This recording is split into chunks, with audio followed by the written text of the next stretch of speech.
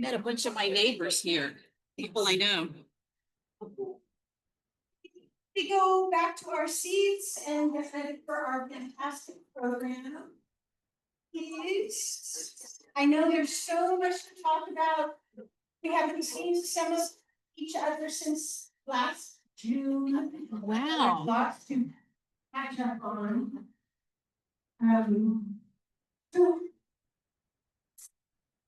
Oh my goodness, what a quiet room. Well, Kate, our program chair, has already read a beautiful introduction for Jacqueline. So I will just say that we've been really looking forward to seeing this gorgeous photography of Jacqueline's and hearing about her monarch experiences and hoping to see her butterflies in our own garden. So thank you, Jacqueline. Welcome to the club.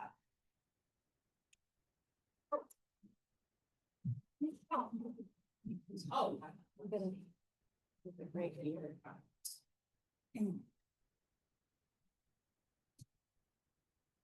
Got me out my word. There we go. All right.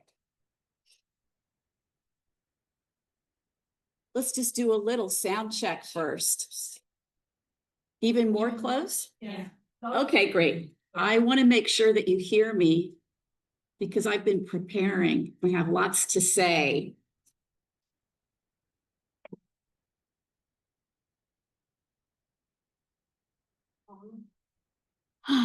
I'm so delighted to be here today and to see you all, your gardeners. And gardeners are singing together with the earth. The earth is singing all the time, and people often really don't hear it.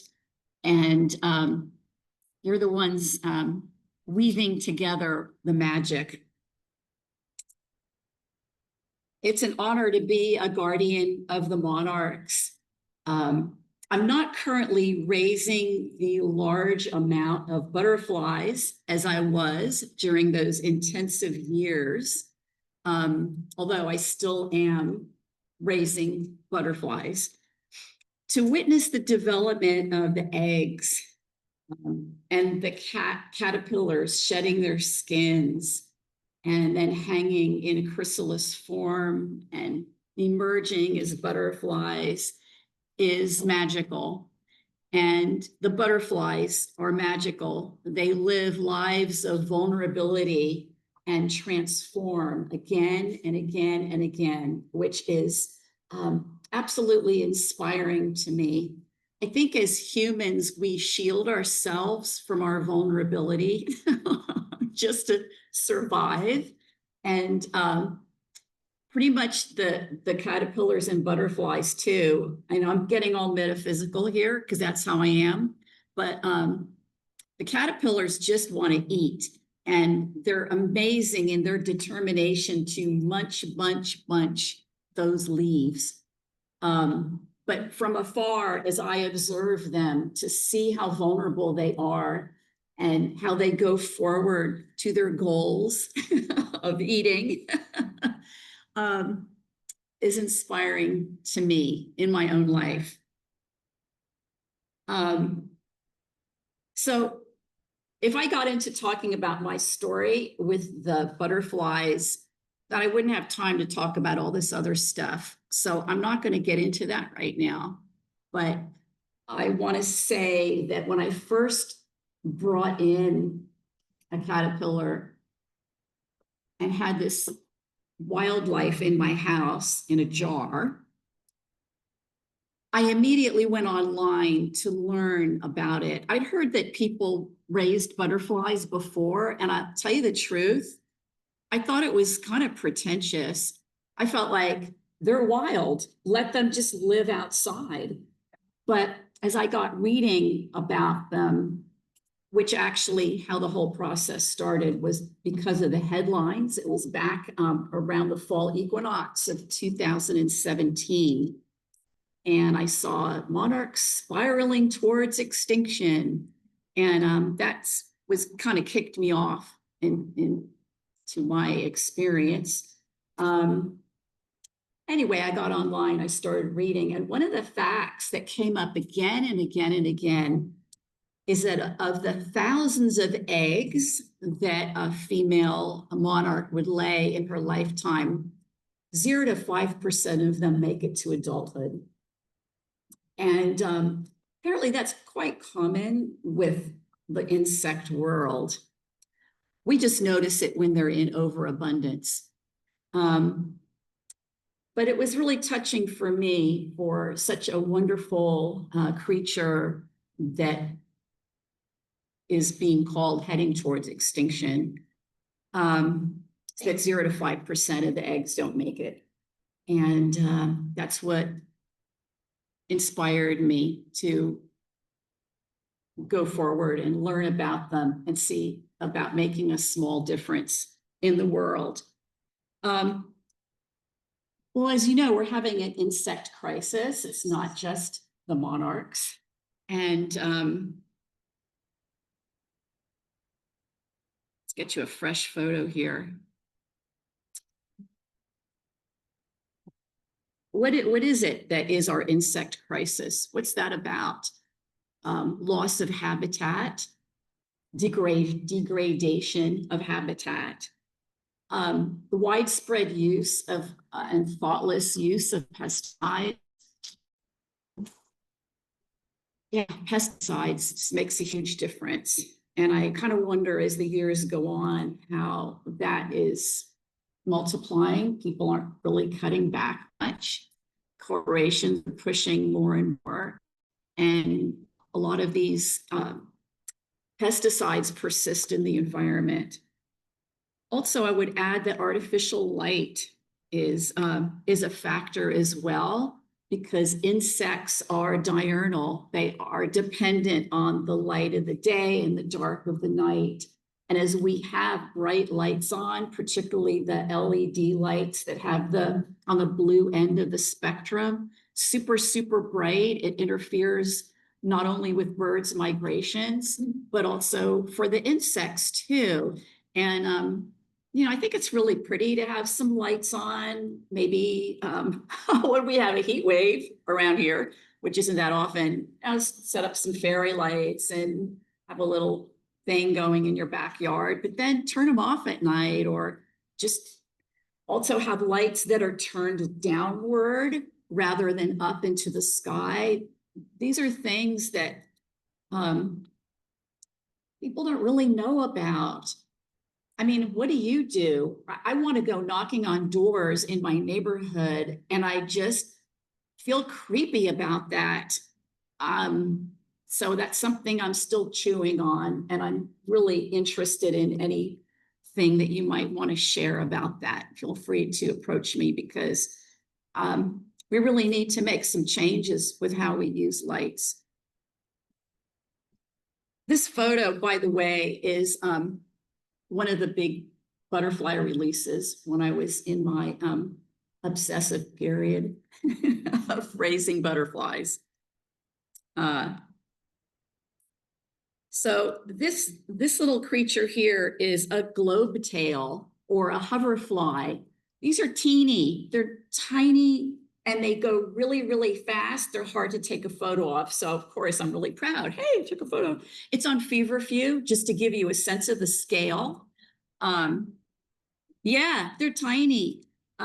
There's another one on a verbena, but they're so pretty. And check it out. They're predators for aphids. Yeah, so there are all kinds of pollinators that we don't even know about that are doing all sorts of really cool things in the web of our community. Oh, that's my next slide. Okay, I'll say it right now. Attracting butterflies, and this is with all respect to our gopher kin, right? I mean, so many people just give up on gardening, right? Rah, with the gophers. If you were a butterfly, would you be interested in this or this? This is not my garden. This is a garden at Curious Flora formerly Annie's Annuals, and that's really fun to go there, see their butterflies. I think of this as an oasis, and I think of my garden as an oasis, even though it doesn't look, my garden doesn't look that fabulous. But my garden's an oasis. There are always butterflies flying around, particularly at this time of year.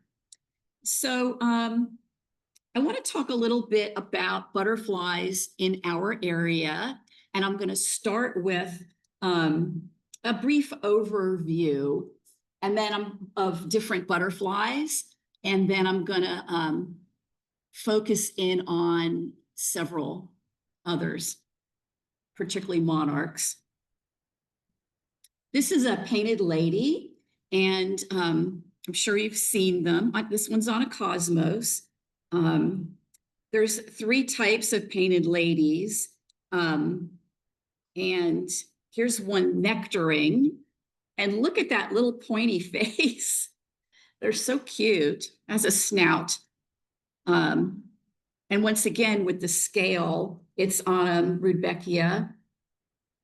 It's actually, the variety is called Solar Eclipse, Rudbeckia Solar Eclipse, which is a fabulous flower. I haven't seen that many butterflies on it, to tell you the truth, but this one happened to land there. And then this type of painted lady is called a Western lady. It just is its wings are a little bit different. And it's on valerian, not valerian technically, it's something rubra. What is it? I can't remember right now, but you know which one it is, because it's kind of weedy, and you'll be seeing it a lot in my photos because the pollinators love it, the butterflies love it, and I just don't care that it's weedy, because you know what else? The gophers don't eat it. So you know how it is around here. You work with what you have. This adorable butterfly is a gray hair streak. Look at those dotted antennas and its little curl proboscis. What's the name? Gray hair streak. And there's different types of hair streaks. The hair streak name comes from, if you follow the wings from the forewings to the hind wings, there's this little hair that sticks, hair-like shape that sticks out. And it's on a milkweed flower. So once again, you get the sense of the scale that the butterfly is probably about that big.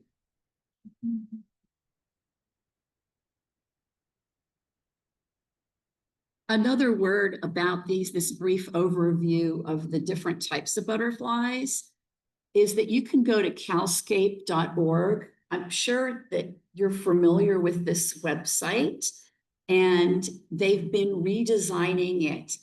And I didn't have time to grab a screenshot, but if you go to the home page on the left side, the first option in the menu, when you click on it, actually one of the choices of 2 says find butterflies.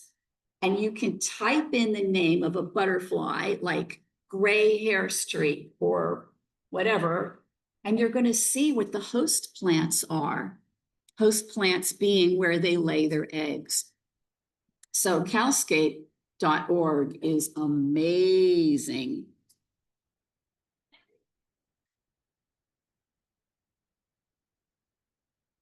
Did anyone not hear me? Okay, just give a shout out, please. Once again, we have a butterfly and a flower to show you the scale, because this flower is a tithonia and the butterfly is a skipper. The skipper is called a fiery skipper. And we have a lot of skippers in this area, and yet in general, the skipper's population is going down. So we might not be thinking that they are in trouble. Why are the skippers so abundant here? Because we have a lot of grass. That's right, those empty lots with blonde, dried grasses waving in the wind that look so messy actually is where the skippers are laying their eggs. I only found that out recently, and it sort of allays my attitude around weeds. I mean, dried up weeds. Okay. So at a certain point, yeah, cut it back. But in El Cerrito is the big hillside area. It's a natural area. And the skippers are laying their eggs there, as well as in these random places where the tall grasses grow. Tithonias are a popular flower for butterflies. So if you want to bring in butterflies with nectar plants, Tithonia is a good choice. It's just blooming in the summer. Oh, okay, thank you. Yeah, Tithonias are a top flower for butterflies. It's also called Mexican sunflower. And I want to warn you of a crazy mistake I made some years ago. I wanted Tithonia real bad, and I wanted to get it early in the season. So I saw some, and they called it Mexican sunflower Tithonia, because it's true, that's what it was, but it wasn't this variety, Blazing Torch. It was a yellow one. Well, the yellow one grows huge. It's a big bush. And I had two of them in giant pots, but I gave them to a friend. They're in her garden in the ground now. But I wanted something for a pot.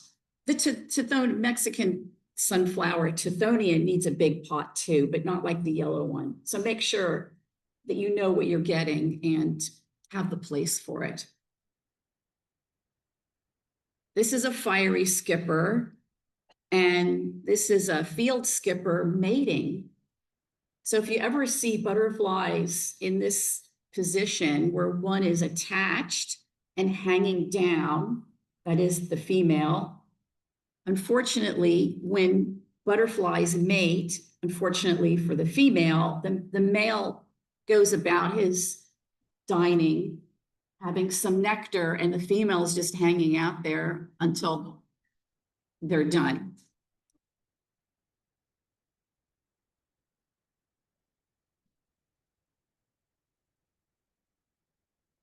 This is a lovely butterfly called an Ackman blue, even though this one doesn't look so blue. Some are more blue and some are more brown. They're really tiny, maybe about that big. And gosh, I think it was last year they were laying eggs on my buckwheat. And I just was so thrilled and touched. And I even brought in some eggs. I raised them. I protected them. I mean, that's the value of doing that. But they were so tiny.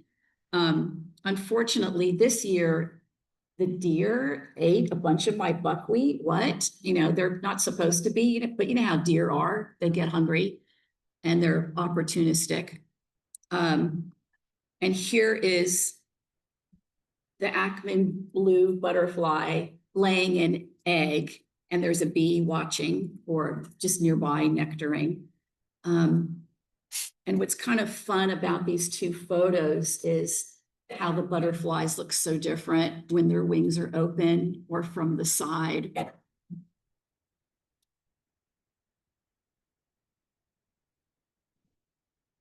These butterflies, the orange sulfur, are so common in some areas, but I don't see them so much. So I'm like, oh, it's orange sulfur. I had a friend visiting from Placerville, like, whoa, whatever, But, this one is nectaring on an aster. And Here's another one nectaring on, looks like it might be a coreopsis or a calendula, I'm not sure.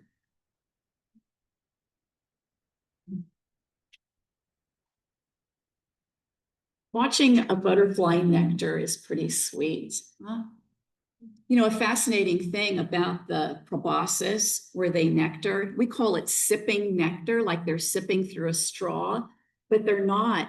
It's more of they're absorbing the nectar like a sponge does, and then it's drawn upward through the proboscis. This is a northern checker spot, and we hardly ever see them in our gardens. You might see them up at Tilden if you're lucky on a hike, but I don't know. One just flew into my garden and it's landed on a milkweed. And I found that the more butterflies I was raising and the more for the variety of flowers that I've had, the more likely some other butterflies are going to come too. It's almost like they're, hey, what's the action? Who's flying around here? You know, and then they come in. So I was thrilled to have this northern checker spot photo op. You might recognize this one. It's a tiger swallowtail. These are the big ones. I always think they look like kites when I see them in the sky. You can't raise these. You cannot raise these because they lay their eggs in trees.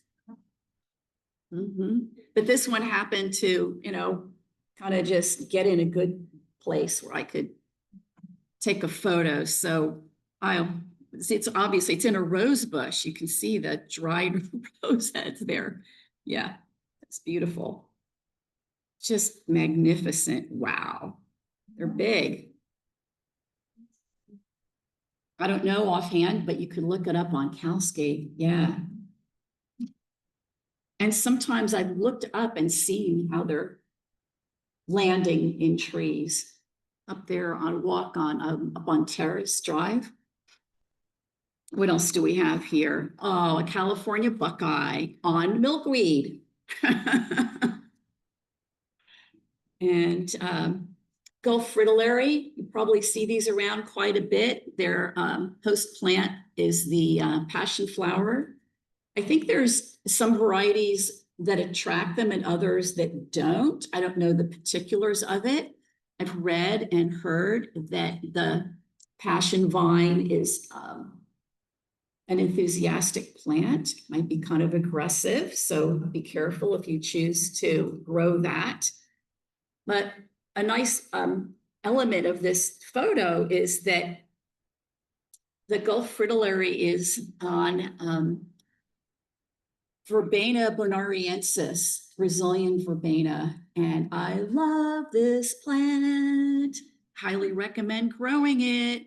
Its shape is adaptable to your garden in so many different ways. And not only do a variety of butterflies love to nectar on the Brazilian verbena, but the goldfinches like the seeds. And I've seen as many as 6 goldfinches lined up on one of these tall bending stems. Just adorable.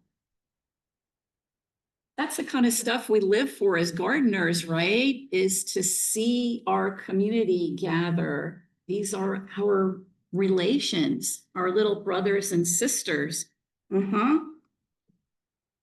And now we have another familiar butterfly. This is the anise swallowtail. It's on Rudbeckia, black-eyed Susan. They seem to have a lot of them in Berkeley, maybe because a lot of people let the wild fennel grow. I've taken a lot of them in to raise them. They're not as friendly. They're not unfriendly, but they're not like the monarchs to handle. They just got to fly. They don't want anybody picking them up.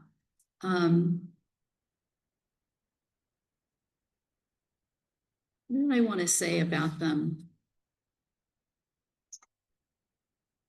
This year, all of the birds ate all of the caterpillars. So that's been part of the impetus of bringing them in to raise them. Yeah. There's another beauty on sunflower. Sunflowers, not only the Tithonia Mexican sunflower, but all sunflowers are just fabulous for butterflies. That was a lucky shot there. Love it. And here's another on a fennel flower. That one is a newly eclosed young one. It didn't just land there. I put it there for the photo.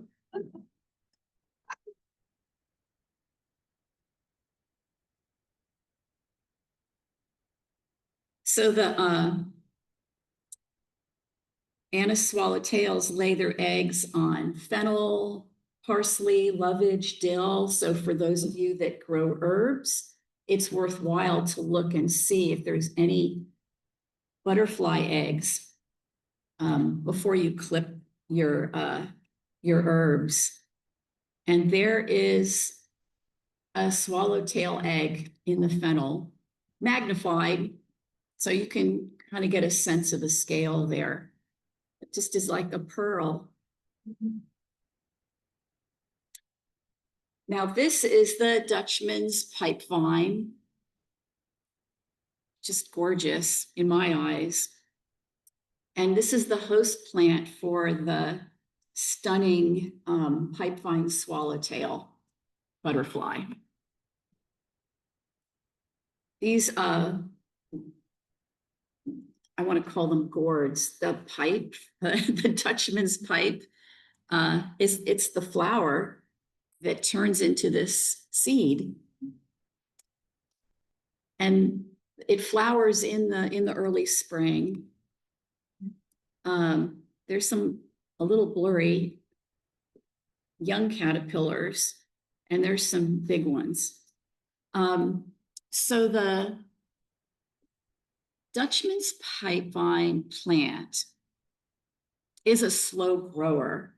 It's what they say about a lot of these vines, it sleeps, it creeps, and it leaps. I hear that about with vines. Some of them just have that habit.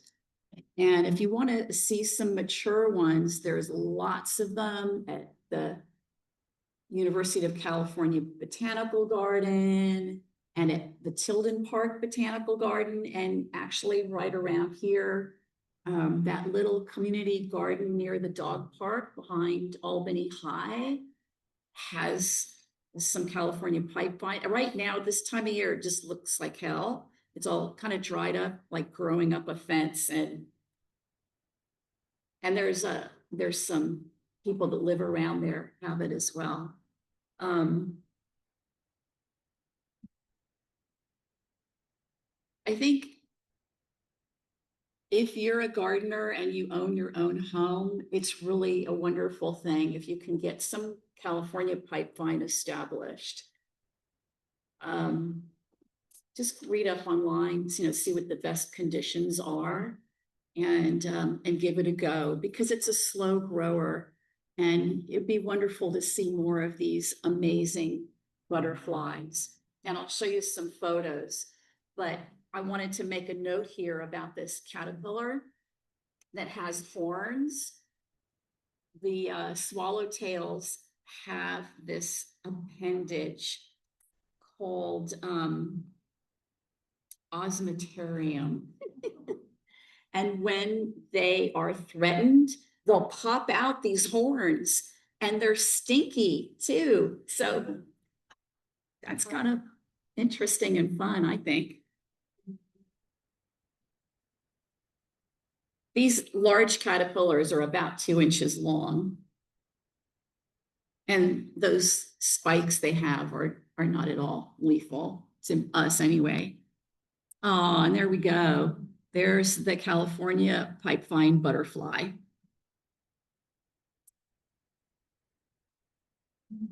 And there it is open. It has this fabulous blue sheen on black. And sometimes you'll see them fly by. Look, oh, it's a black butterfly. other times, and you can see that it has this iridescent blue. They're just, glamorous. So about milkweed, this is not my photo, something I grabbed online of a variety of different types of milkweeds, milkweed being the host plant of monarchs. And there are 73 to 115 native species in the United States of monarchs. So you can see just a few here. And monarchs utilize about 30 of these species as host plants with some regularity. There are 19 milkweeds that are native to California, although most of those are inland in the hot areas or in Southern California. I've heard that there are no native milkweeds in our area, although CalScape.org map shows only the narrow leaf milkweed, Asclepias fascicularis. Sometimes I like to just meditate on what this area looked like before it was colonized. Quail, open land, oak trees. I don't know, question mark. I think there was a lot of open area as well. So was there milkweed? I'm not so sure, but the narrow leaf seems to be the closest to what may have been here natively.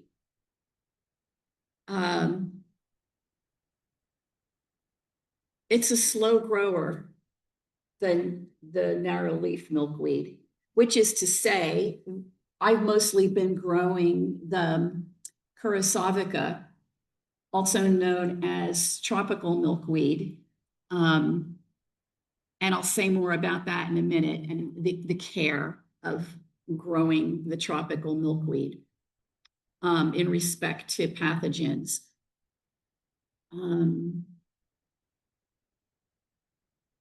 It's all milkweed to the butterflies. They like it all.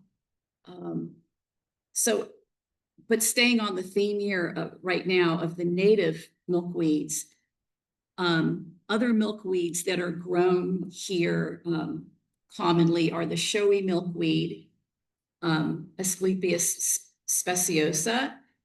It grows successfully in some gardens, not mine. I've tried it so many times and it just didn't work. It does spread through underground rhizomes, so keep that in mind. It gets quite tall, it's gorgeous. It has fuzzy leaves, and it's interesting because it's really not the first choice for monarchs. They have to do extra work to deal with the hair on the leaves in order to eat it. And sometimes it leads to their demise. It's a tiny caterpillars they're really small, and they have to fight really hard with the hair on the leaves, as well as when the sap comes spurting out. I'll say more about that in a minute. Story coming up.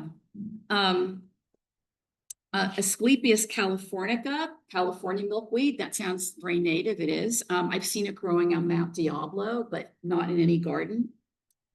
So the topic of native milkweed versus non-native, that's a big deal that many of you are probably aware of. There are differing opinions among scientists and researchers. And Asclepias curasavica is native to Mexico, where there are over 50 types of milkweed, although most of those are rare.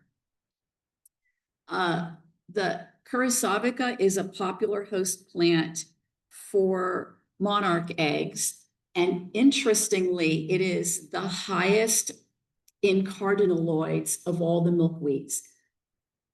So a little bit here about milkweed sap and cardinaloids.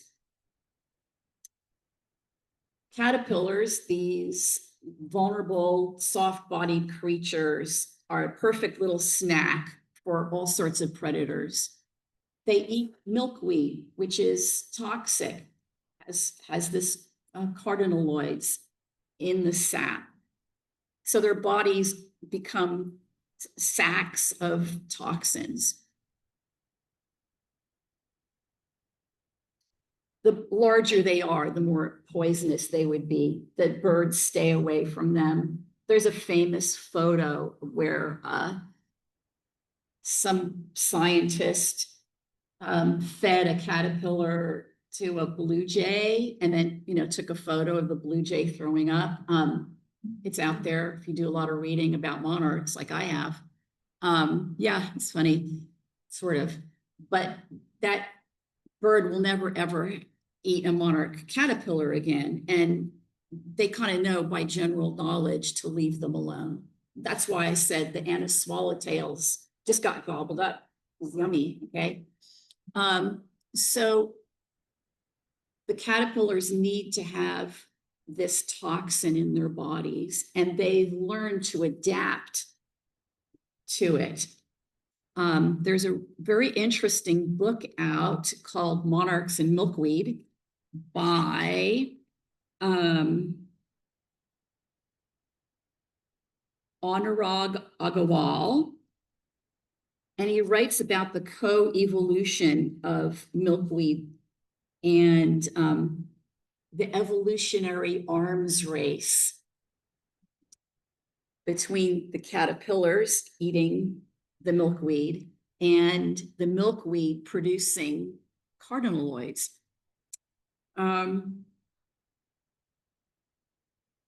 Also, this would be a good time for me to mention that if you're growing milkweed, to be really careful to wash your hands and not touch your face. It is toxic. So, right?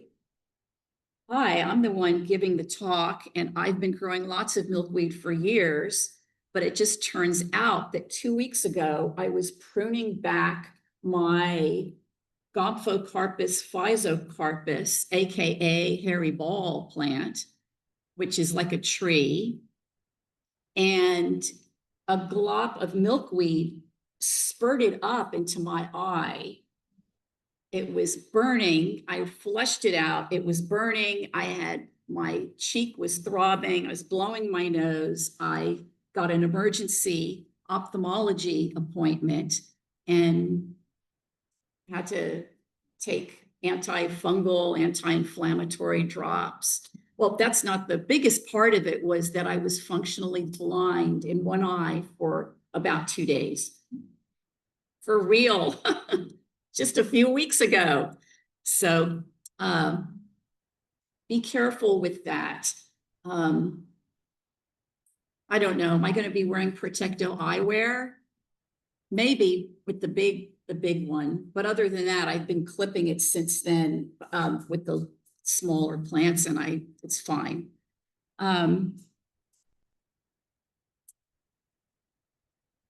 If it happens that you seriously get milkweed in your eye, you really need to see a doctor and get some pharmaceutical saline wash or whatever it is that they prescribe because it's a serious thing.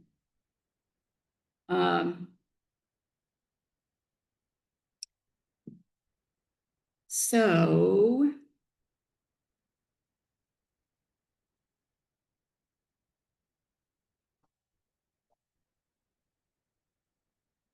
there's a controversy about the right milkweed to grow.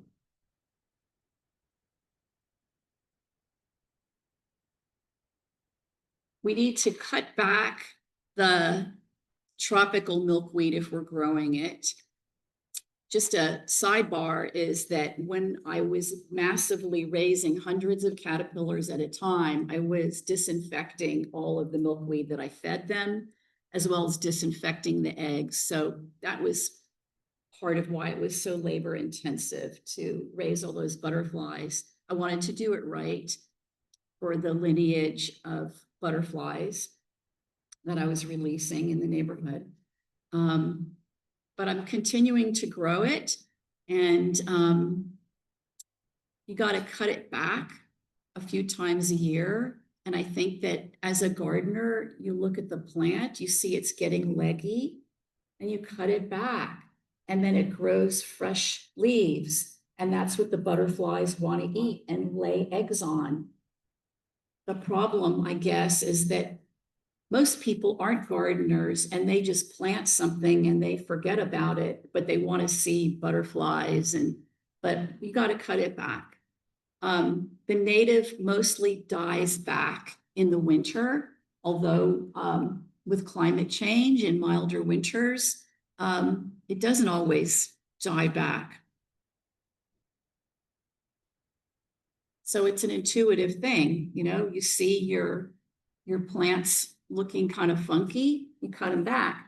I like to cut back the plants part of it at a time so that there's always leaves out there for the monarchs.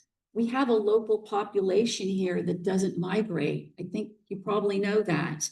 And it's always been that way in Texas and Florida, Southern California, but it's more in recent years that we have a local population.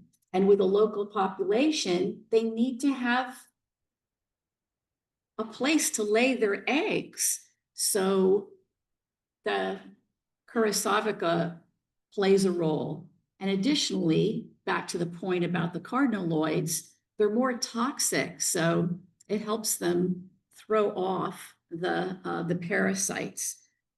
Because remember, 0 to 5% of the eggs don't make it to adulthood. So they're always under attack from different parasites and predators, which are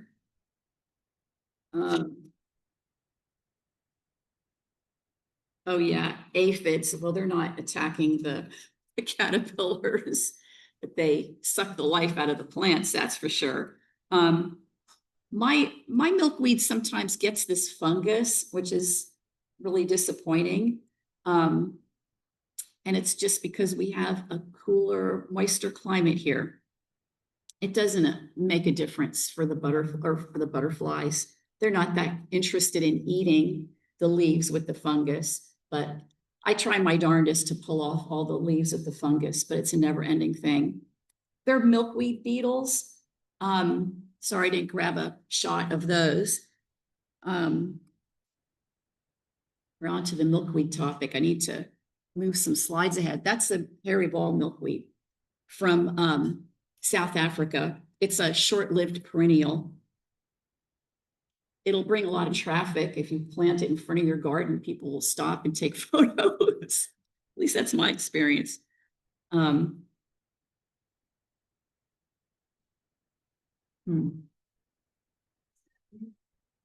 Gobphocarpus physocarpus. So it's not actually Asclepias, but it is a milkweed.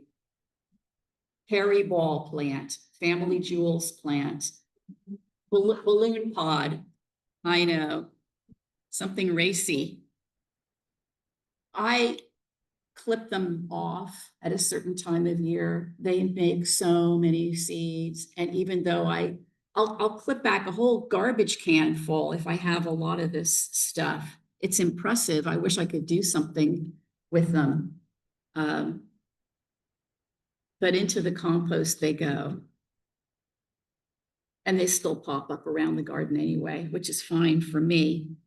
Did I say that the gophers generally, they don't eat the milkweed roots?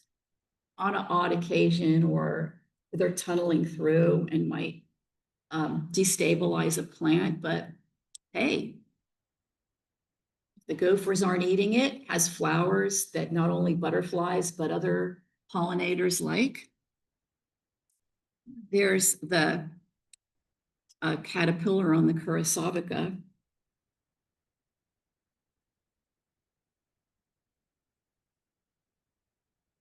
And here's a mama monarch about to lay an egg on the narrow leaf milkweed buds.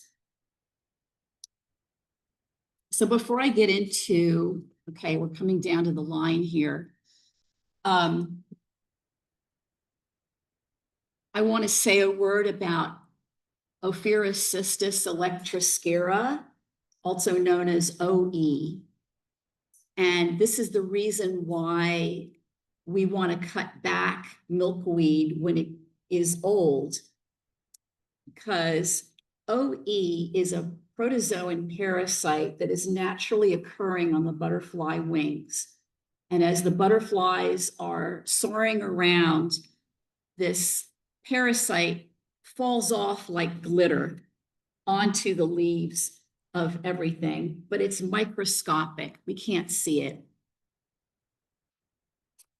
When a monarch is infected with OE, in other words, there's too much of it in its body, when it lands on a plant or lays an egg, there's going to be some of that parasite on the leaves.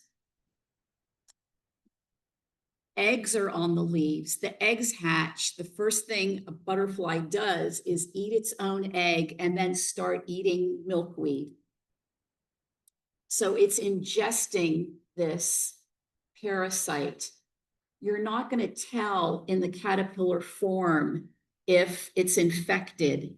It's not actually activated until it's in a chrysalis form. And then, boom, boom, boom, boom, boom, boom, boom, boom. Then they start growing and reproducing. The more of the protozoan parasite of the OE that the caterpillar eats, the more it's infected and the more likely it's going to show exhibits. It will show that it's infected, which will be that the chrysalis itself turns black and nothing comes out. And I'll tell you, if you ever see a black chrysalis, throw it away in the garbage. Just get it out of your garden. Don't leave it there hanging. And I can show you some other photos of diseased chrysalises, but frequently people will ask me, hey, there's this chrysalis, it's been here for a month. No, it's over. A chrysalis will transform into a butterfly after, in the winter, it could be almost a month in the winter. But in the normal season, here, not 10 to 12 days. It's not hot enough. Around here, it could be like about 14 days. If it's beyond that, if the chrysalis is brown, but looks kind of bruised, kind of yellowish, no. If it's getting dark and you're not sure, wait. Maybe it's darkening and then you'll see the wings through the chrysalis and then there'll be a butterfly. But if it's black for a week, get rid of that thing. If the butterfly is so overloaded with OE and it fights to come out of the chrysalis and only comes out halfway, throw it away. If it falls on the ground, melted, black, throw it away. If one wing is deformed and the other isn't, please just take a piece of paper, cover it up and step on it and throw it away. Because I have a lot of butterflies, I will see the diseased ones and I have no compunction of killing them. I'm sad about it, but why leave an insect out there to spread disease and have a life in which it's just going to starve? If you can't bear to step on it, cover it up and stick it in the freezer. And I often will freeze chrysalises, particularly if I have them indoors. So I might say some other things about that as we go along, but I want to make sure that I show you the rest. So egg laying, this is egg laying on the Gomphocarpus physocarpus. the hairy ball plant. These are the eggs. Obviously, there's a penny to give you some scale, tiny little white eggs. This is a caterpillar that is not the tiniest. As I was racing to put together this slideshow, I didn't get oh, there might be on the next slide. This one is over a week old already. There we go. Up to the top. It doesn't even have stripes yet. Just a black head. So cute. They're so microscopic. When I'm bringing the eggs indoors, they're hatching. Like, oh, I got to wear my glasses. And here we have one that's probably about 2 inches long, happily munching on a milkweed flower bud.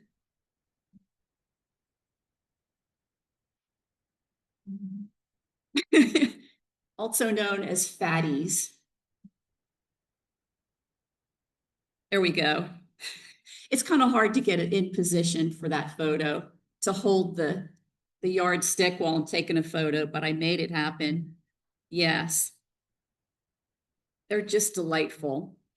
And here's an example of a milkweed plant down to sticks. And they will naturally prune the plant.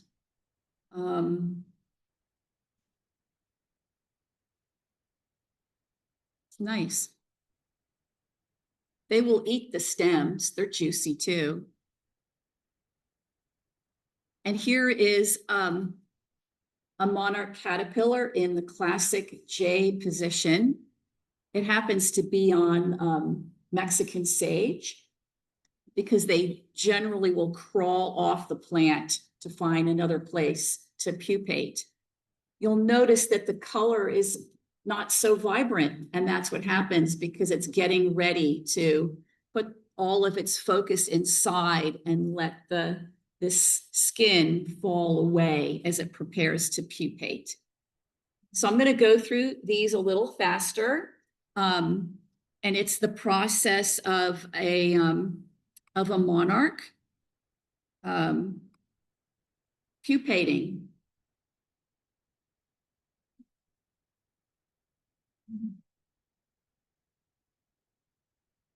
Well, that was really fast, but you get the idea. This chrysalis to the left is starting to crack open. You can see to the far left.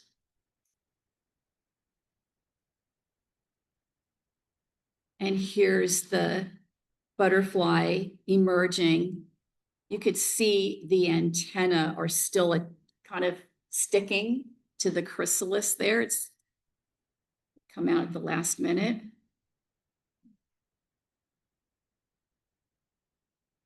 Their abdomens are really fat and full of fluid, and then the abdomen ripples in pumping the fluid into the wings. And all of this happens quite quickly, 15 or 20 minutes, although the wings, it takes a few hours for the wings to dry.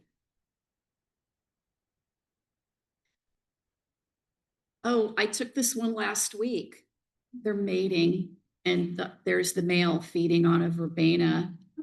And the female, actually, what took a lot of photos, is just like trying to get away. Some butterflies have courtship rituals, and I was disappointed to learn about the monarchs are actually really brutal and are not interested in any romance. And I found that out as I was really involved in my sacrifice in giving so much of my time that I had to accept that. So I also want to say a few things about flowers. I've spoken about them already, but I want to just kind of go over how important it is in the late season, summer and fall, to have the nectar plants for them, because in the wild there's less. milkweed flowers. They love the milkweed flowers. So if you grow milkweed and you got to have more than one plant, it's good to have several at least. I always have more than a couple of dozen. And when I was at the height, I we're like about 40 plants or so that I had access to. Oh yeah, I'll get back to the flowers. These are some diseased chrysalises.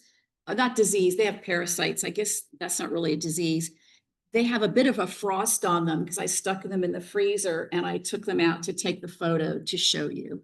And then there's a bit of silk on there too, but it's that yellowish brownish. You can tell they don't look good. And then this photo is the taconid fly is a parasite that has an ovipositor that sticks into the caterpillar, or the chrysalis, and then the maggots come out.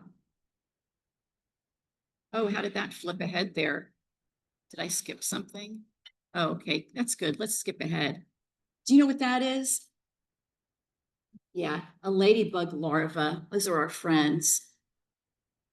That's always a challenge when we're cutting back the milkweed because I find there's ladybug larva. It's just, but I try to manage that. I love the ladybugs. So back to the flowers. Like I said, the valerian or Jupiter's beard is fabulous. The Verbena bonariensis. I would also want to add purple coneflower. You know, society garlic, as common as it is, the butterflies just love it, and it's a really sturdy plant. So I'm all for the society garlic.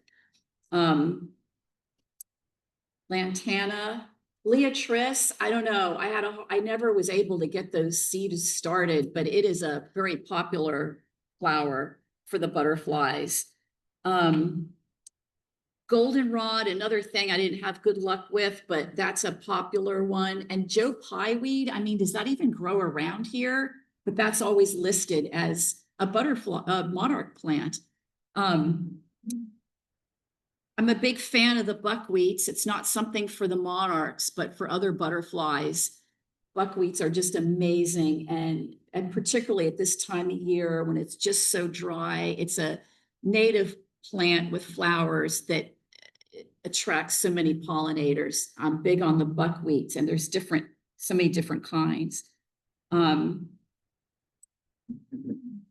Hummingbird nectar plants, generally the tubes are too deep, even though once in a while I'll see a monarch like on rosemary or even the Mexican sage.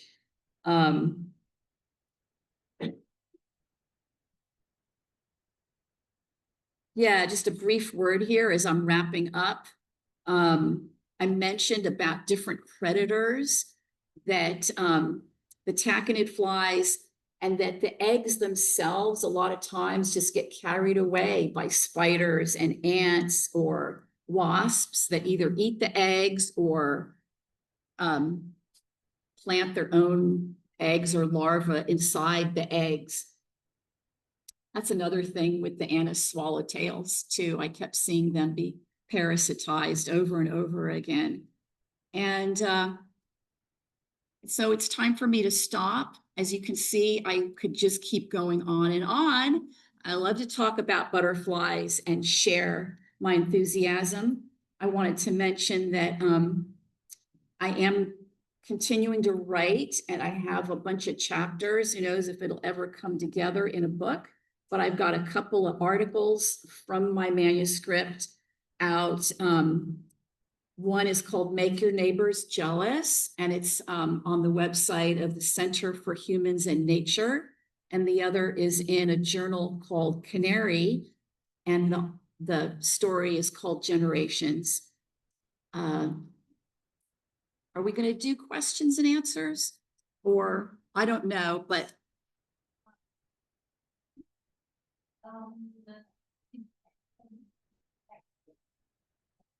right. So the disinfecting was solely for when I was raising the monarchs indoors. And I don't remember the solution, but it's a scientific measurement that was a small amount of bleach in water, and then a certain amount of time for how long it was in the bath with, and then several rinses of water. I mean, it was a lot of water. And as I presently, in my own present practice of raising the monarchs, I have a protected area. I have an area of plants in pots that is screened off where they can't be laying eggs. And so there's not going to have any OE load on there for them. And so I clip that and feed the ones that I started from eggs. Yes. You mentioned the lighting in the beginning of the speech. Lighting up, lighting down into the ground. Right. Is that not going to affect the insects that live in the ground? Absolutely. Absolutely. But I'm thinking about when people need to have lighting outdoors. It's better to have it down than being diffused up in the sky for the birds and the butterflies. Yeah. Not necessarily the insects, but definitely birds migrate at night.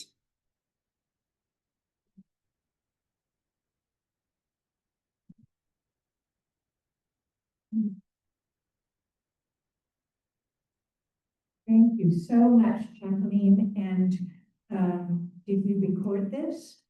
Yay. Can I stop recording? You can stop recording. Thank you. So if anybody had trouble following some of the names of the flowers or butterflies that Jacqueline